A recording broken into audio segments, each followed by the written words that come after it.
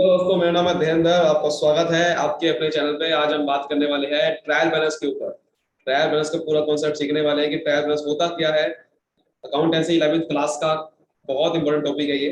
Trial balance का आज इसका मीनिंग समझने वाले हैं और ये होता क्या है और किस तरीके से इसका क्वेश्चन में उसको यूज करते हैं। एक्चुअली में ट्रायल बैलेंस में आपका पूरा एक क्वेश्चन आता है जिसमें जर्नल भी बनाना पड़ेगा, आपको लेजर भी बनाना पड़ेगा। ट्रायल बैलेंस के बाद बनता है। तो तब चलिए समझते हैं। जैसे कि आपको पता है कि अकाउंटिंग प्रोसेस में ट्रायल बैलेंस कैसे यूज होता है। देखो, अकाउंटिंग का जो प्रोसेस होता है उसमें सबसे पहले क्या होता है, या अकाउंटिंग के जो रिकॉर्ड करने का प्रोसेस है उसमें क्या होता है। सबसे पहले आपका जर्नल बनता है। सबसे पहले आपका जर्नल बनता है। जर्नल सबसे पहला आपका प्राइमरी बुक होती है जिसमें सबसे पहली एंट्री रिकॉर्ड होती है। उसके बाद आपका बनता है लेजर। लेजर में आप जर्नल के जितने भी अकाउंट्स है, जितने भी जर्नल के आपका अकाउंट्स उसमें यूज करते हो, उसके अकाउंट्स खुलते हैं लेजर में। सबके अकाउंट्स बनाते हो, लेकिन लेजर में जितने भी अकाउंट्स बनते हैं उसके जो बैलेंसेस होते हैं वो कहाँ जाते हैं। क्योंकि बैलेंस की तो एंट्री होती नहीं, अकाउंट की कुछ बैलेंस बचता होगा। अब वो बैलेंस कहाँ जाते हैं, वो जाते हैं ट्रायल बैलेंस के अंदर।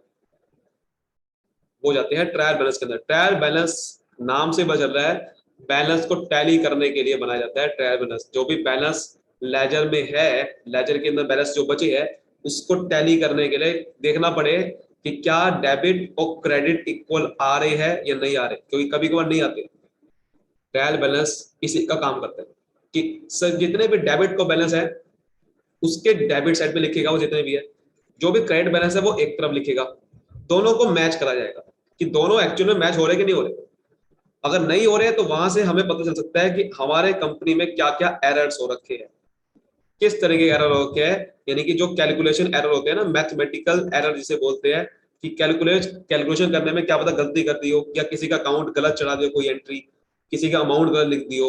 वो जो भी एरर्स है वो यहाँ पर ट्रायल बैलेंस से हमें पता कर सकते हैं। और ये बहुत इंपॉर्टेंट चीज है ट्रायल बैलेंस बनाना, कि हमें एक तरफ दिख जाएगा कि हमारे जितने बैलेंस कितने थे। बार बार हमें वरना लेजर खोलना पड़ेगा और अपने लेजर में जितने भी बैलेंसेस है वो देखने पड़ेंगे अलग अलग अकाउंट के। लेकिन ट्रायल बैलेंस से क्या होता है कि हमें सबके डेबिट साइड के अलग बैलेंस हमें दिख देते हैं और क्रेडिट साइड के अलग अलग बैलेंस दिख देते हैं। और यहीं से आगे फिर हमें फाइनेंशियल स्टेटमेंट बनती है, जो फाइनेंशियल स्टेटमेंट बनती है जिसमें हम profit and loss, profit calculate करने के लिए हमारी फाइनेंशियल पोजीशन क्या है, उसमें यूज बहुत होता है ये ट्रायल बैलेंस। ट्रायल बैलेंस से ही आपका फाइनेंशियल स्टेटमेंट बन पाएगी, क्योंकि यहाँ पर सारे बैलेंसेस एक साथ मिल जाते हैं अवेलेबल। ठीक है। तो हम एक क्वेश्चन के थ्रू, या मैं आपको एक देखो मैंने एक एग्जांपल यहाँ पर ले लिया है। एक क्वेश्चन था जिसमें आपका एक लेजर है जिसमें लेजर बन रखे, क्योंकि लेजर से ही बनता है ट्रायल बैलेंस। तो मैंने सीधा लेजर ले लिया क्योंकि आपको सीधा जर्नल एंट्रीज लेजर पोस्टिंग के पहले पता होनी चाहिए। वैसे मैंने दोनों की वीडियो बना रखी है, आप जाके देख सकते हो, डिस्क्रिप्शन को लिंक मिल जाएगा। तो लेजर पोस्टिंग कुछ ऐसे कर रखी है हमने, तो इससे हम जर्नल ड्रॉ करने वाले। जैसे कि आपको पता है कि लेजर जैसे हम नया जो कैश बैलेंस आया, ये जो बैलेंस कैरिड डाउन हम लिख रहे हैं, ये होता है बैलेंस। इसकी कोई एंट्री नहीं होती, इसकी कोई एंट्री नहीं होती। इसीलिए इसको भेजा जाता है हमारा ट्रायल बैलेंस के अंदर, क्योंकि इसका कोई यूज नहीं है। ये एक बैलेंस है, अकाउंट में एक बैलेंस आ गया 43,000 का, तो इसका ये कैश अकाउंट का बैलेंस है, इसे बोलते हैं डेबिट बैलेंस। जो भी बैलेंस क्रेडिट साइड पे होता है वो डेबिट बैलेंस होता है। क्यों होता है? क्योंकि आपकी डेबिट साइड ज्यादा थी, डेबिट साइड बड़ी थी, क्रेडिट साइड छोटी थी, इसलिए मैंने क्रेडिट साइड पे बैलेंस लिखा है। जो भी बैलेंस जिस साइड लिखा रहेगा यानी कि वो साइड छोटी थी, तो इसीलिए ये बैलेंस कैरिड डाउन जो लिखा गया है क्रेडिट साइड पे, ये डेबिट बैलेंस है। यानी कि डेबिट साइड, ये डेबिट बैलेंस कहेंगे, यानी कि ये बाद में कैश अकाउंट का डेबिट साइड पे जाएगा, इसीलिए ये डेबिट बैलेंस कहेंगे। और ट्रायल बैलेंस के अंदर इसको डेबिट साइड पे लिखा जाएगा, ना कि क्रेडिट साइड पे, क्योंकि ये डेबिट का बैलेंस है, यानी कि डेबिट साइड बनी थी ना, इसलिए। और ऐसे ही ये जितने भी, जैसे आपको पता है लायबिलिटी के जितने बैलेंस होते हैं वो क्रेडिट बैलेंस होते हैं, तो वो डेबिट साइड लिखे जाते हैं, है ना। ऐसे ही सेल्स अकाउंट देखो, ये आपका क्रेडिट बैलेंस आएगा। परचेज अकाउंट, परचेज अकाउंट क्या है, एक नॉमिनल जैसा अकाउंट है, या फिर आपका रियल अकाउंट है, तो ये देखो इसका डेबिट बैलेंस आएगा, इसका भी बैलेंस डेबिट आएगा। फर्नीचर अकाउंट, हमने ये एक एग्जांपल ले लिया है, ठीक है, कोई भी एग्जांपल ले लिया हमने। एक शाम, शाम देखो एक डेबिट साइड पे जा रहा है, हो सकता है डेबिटर हो, डेटर हो। और राम, राम का भी हमने आपका क्रेडिट साइड पे जाएगा, सॉरी क्रेडिट साइड, ये आपका क्रेडिटर है, दोनों क्रेडिटर है। अब इनके हम क्या बनाएंगे, ट्रायल बैलेंस। इस तरीके से बनता है देखो ट्रायल बैलेंस, ये हमारा फॉर्मेट है। पर्टिकुलर्स, यहाँ पर डेबिट्स, यहाँ पर क्रेडिट्स। इसमें कोई डेट नहीं लिखी जाती, सीधा हमें बैलेंस लिखना है, क्योंकि हमें कोई डेट का मतलब नहीं है इसमें। जो भी डेबिट का बैलेंस होगा डेबिट लिखे, इसमें कोई तरीका नहीं है कि पहला ये बैलेंस लिखा जाएगा, कोई भी ले सकते हो आप। लेकिन ज्यादातर कैश पहले होता है, तो कैश का बैलेंस लिखते हैं। कैश का बैलेंस कितना था यहाँ पर, 43,000 था ना।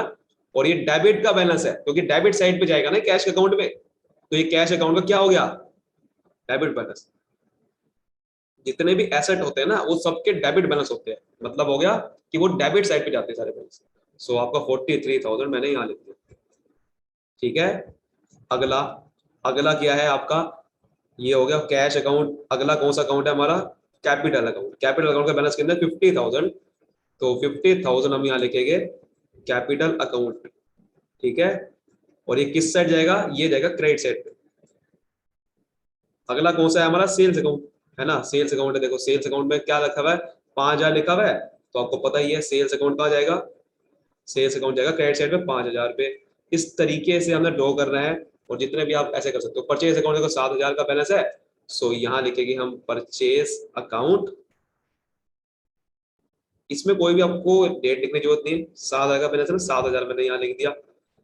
अगला कौन सा बैलेंस है, शाम का, नहीं अगला कौन सा है, फर्नीचर। फर्नीचर भी एक आपका डेबिट बैलेंस होता है, तो फर्नीचर अकाउंट यहाँ लिखेंगे, फर्नीचर अकाउंट। अकाउंट लिखना पड़ता है यहाँ पर, ठीक है, क्योंकि ये अकाउंट में से आया है, इसलिए ये अकाउंट लिखा जाएगा। ये कोई, ये है तो एक तरह की स्टेटमेंट, लेकिन अकाउंट है ना, ये फर्नीचर अकाउंट बोला था, इसलिए फर्नीचर अकाउंट से लिया गया हमारा, इसलिए यहाँ लिखे 17,000 पे डेबिट रहेगा, ना कि क्रेडिट। ठीक है ना। अगला कौन सा बैलेंस है आपका, अगला बैलेंस है आपका शाम का। शाम 7,000 पे है, शाम एक तरह क्रेडिटर होगा, तो इसलिए हमने यहाँ लिख दिया शाम 7,000 पे आपका क्रेडिट साइड पे चल जाएगा। उसके बाद है आपका राम, और राम का बैलेंस कितना था आपका, राम का बैलेंस है 5,000 पे, और वो जाएगा क्रेडिट साइड पे। अब यार टोटल करो, टोटल करो इसका, टोटल देखो, सबसे पहले टोटल करो डेबिट साइड का। आप देख लो कौन सा साइड बड़ी दिख रही है आपको, देखो कोई भी साइड का टोटल कर लो। ये ना करना कि ये अकाउंट नहीं है, इसका बैलेंस इक्वल आएगा, लेकिन नहीं आएगा तो मैं बताऊँ क्या होता है। लेकिन ये एक अकाउंट नहीं है, ठीक है। तो आप इस वजह इक्वल करो, इसका डेबिट करके इक्वल ही आना चाहिए। देखो कितना आ रही है, 43, 7 कितना होता है, 50,000, 67,000। 67,000 ही क्रेडिट साइड का बैलेंस आना चाहिए। क्या आ रहा है, देखो ये होता है 55, 55 और 17 और 12, 67,000 ही आ रहा है। तो ये टोटल, लेकिन अगर ये टोटल बराबर नहीं आया तो क्या करेंगे, अगर ये टोटल बराबर नहीं आया तो क्या करेंगे, तो बहुत इंपॉर्टेंट चीज है।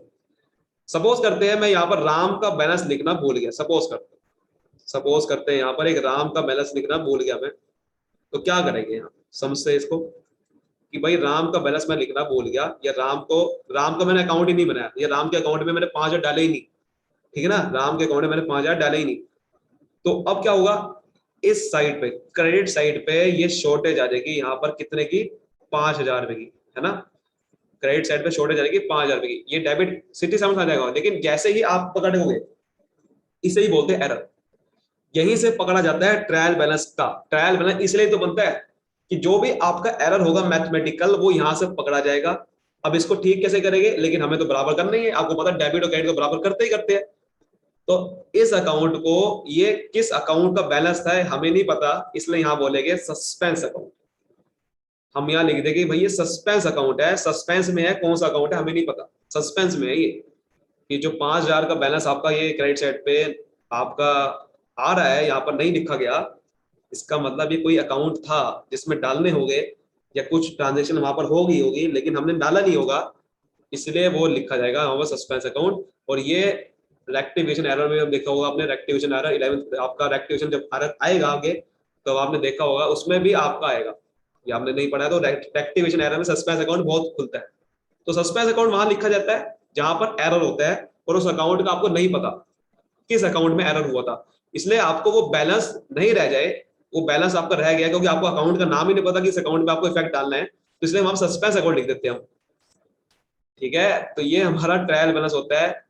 ये था बिल्कुल बेसिक क्लास, उम्मीद करता हूँ अच्छे से आपको समझ में आया होगा।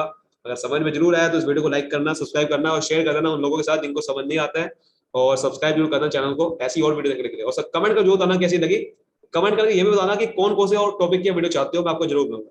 मिलते हैं अगली वीडियो में, तब तक bye bye, thank you so much.